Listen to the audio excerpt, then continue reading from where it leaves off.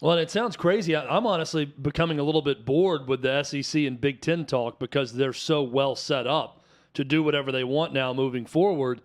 But this Big 12 versus Pac 12, the brewing feud, does interest me, Brett. And I'm curious when you look at Brett Yormark in the Big 12, George Kliavkoff and the Pac 12 exchanging, verbal blows to one another. Who actually has the stronger hand right now? When they go to networks, when they go to try to land the next TV contract, when you look at existing and future teams with both conferences, who's got the better situation?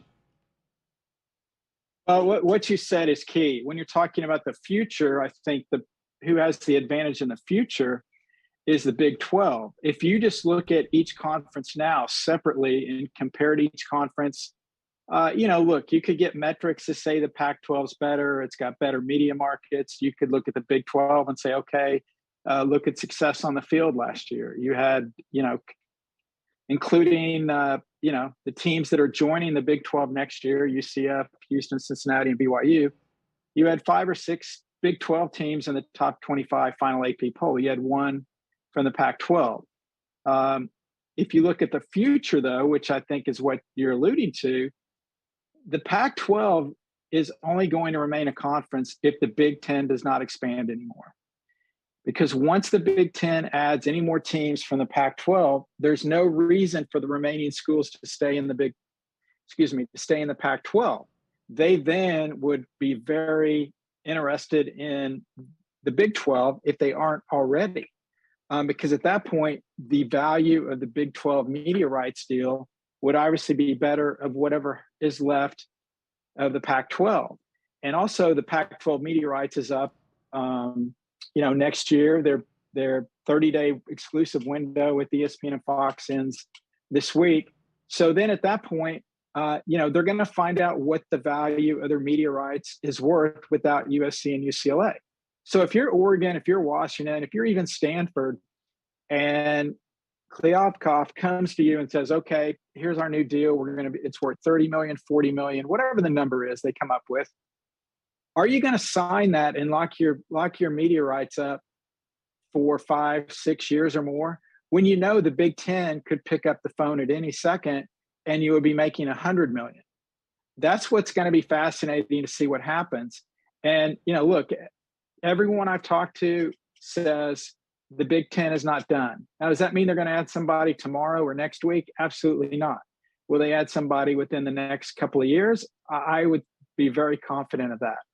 And George Kliavkoff made a great point about, he's heard that there's some complaints from UCLA about, the travel for the student athletes and kind of the hardships of being, in the Big Ten conference now. He's explaining exactly why the Big Ten is going to go at more teams out west.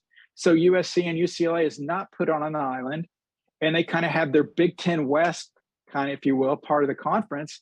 Does that mean they add 2 more? Does that mean they add 4 more? I don't know. I was told that the Big Ten does not have a specific number they're going for. Obviously, Notre Dame's the golden goose that everybody wants. The Big Ten would love to have them. But if to answer your initial question, I would, if I had to wager on who is going to be the stronger conference, 3, 4 years from now, I'm going to say the Big 12, because I don't think the Big Ten's done. And the Big Ten doesn't have any interest in anybody from the Big 12. So that's kind of good news for them. The ACC is kind of off to the side. We haven't even talked about them. They're stuck in their granted rights deal for the next 14 years. So even if those schools wanted to leave, which I'm sure they could, I'm sure they would if they could, because again, their revenue is going to be less than half, maybe a third of what the SEC and Big Ten will be. They're kind of stuck together. It's like, I don't know if you guys are old enough, the old Meatloaf song, Paradise by the Dashboard Light. I swear I'll love you till the end of time. And then the deal's done. And they're like, I'm praying for the end of time. That kind of sums up the ACC granted rights right there. Great.